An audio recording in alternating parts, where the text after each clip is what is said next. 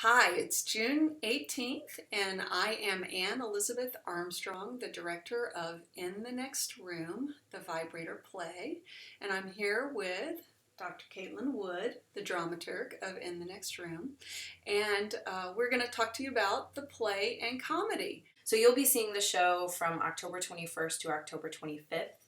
And this play deals with many things, but broadly themes about technology and how technology influences how we understand ourselves and our relationships to each other. And the play was written in 2009 by Sarah Rule, a contemporary feminist playwright, though the play is set in the 19th century during a time when women were treated for hysteria. And so let's talk about the definition of comedy. We have read a reading about comedy, and comedy comes from the ancient ritual celebrating the life force, thinking about rebirth, thinking about it always has a happy ending and is frequently funny, though not always funny and not always ha-ha funny, but comedy should have that sense of uplift. What makes something funny or humorous is more complicated. Do you want to talk about that? Of course, what makes something funny or what we think of funny is so culturally dependent, right? What we get and what we don't get depends on what groups we're a part of and how we understand ourselves in relation to these groups. We've been talking about In the Next Room as a feminist comedy because instead of using humor to laugh at or ridicule a group of people, Rule seems to use comedy to add to the complexities of her characters and to create a specific kind of connection between what the audience, where the audience is coming from and what they're seeing on stage. Let's talk a little bit about the terminology for comedy. Is this a comedy of manners? Yes and no. What you'll see when you see the play is that Rule is borrowing from particular kinds of genres and styles.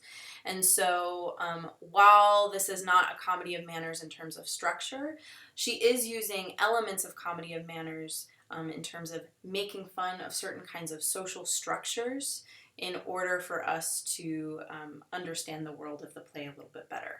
Yeah, characters in comedy of manners are very broad and sometimes two-dimensional, but not these characters. These characters are fully three-dimensional. What about farce? I think there are some farcical moments. Farce is usually very physical and is about sort of chaos and excess and when things get a little wacky and out of control. And in the play we have a door, and there's a lot of comedy around the door and the machine, the vibrator. And then there's black comedy.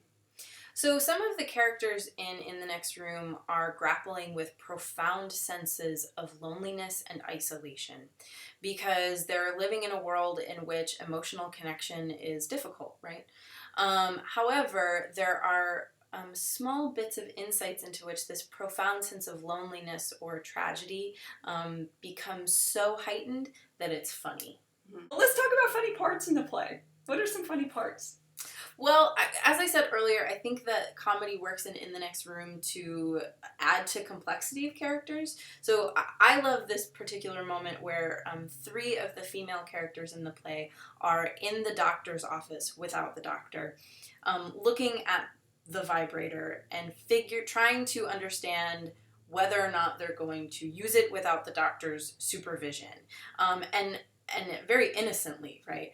And so this moment is not only funny for the audience because, of course, we know more about women's sexuality from our standpoint than they do within the moment of the play, but it's also a way for us to begin to see the women as a collective, a way to use comedy to empower and enlighten the women.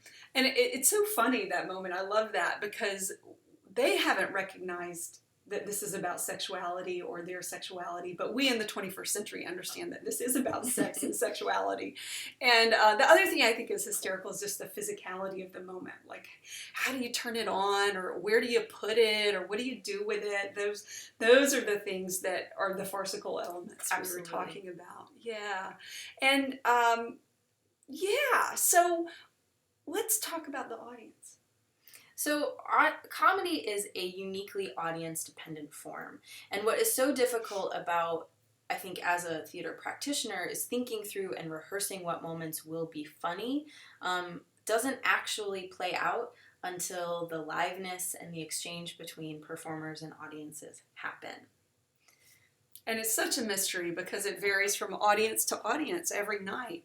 I think we've been talking a lot about how to set expectations for the play and thinking about why we chose this play for a Miami audience.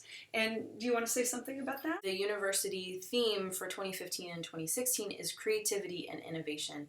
And this play very much deals with what happens when our emotional and sensual selves interact with burgeoning technology, right, and the material world, and what happens when those two collide. So we definitely felt that this play, although it takes place in the 19th century, is grappling with those very ideas.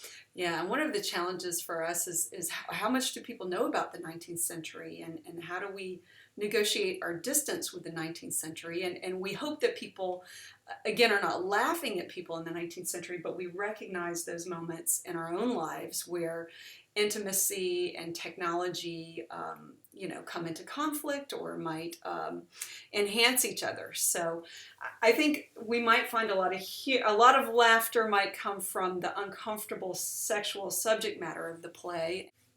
That will be part of it. But I think we really hope that people will connect to it today. Absolutely.